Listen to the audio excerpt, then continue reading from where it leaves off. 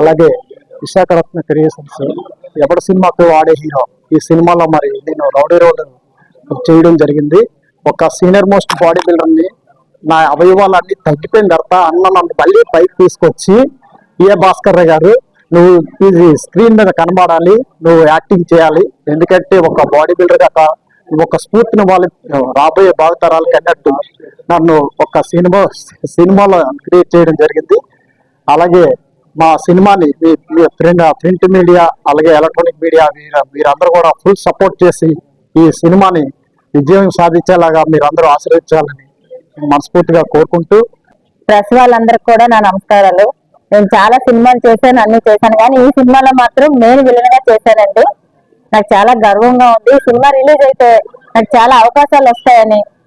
ఈ మధ్యన ఆరోగ్యం బాగోలేదు, ఇప్పుడు కొంచెం బాగానే ఉంది. సినిమా రిలీజ్ అవుతుంది కానీ మళ్ళీ ఆడడానికి రెడీగా ఉండాలి కాబట్టి నేను విలన్. నేను ఇందులో తర్వాత భాస్కర్ గారు ఒక విలను, కుమార్ నాయక్ గారు ఒక విలన్ అండి. మా ముగ్గురు విలన్స్ ఇందులోనే.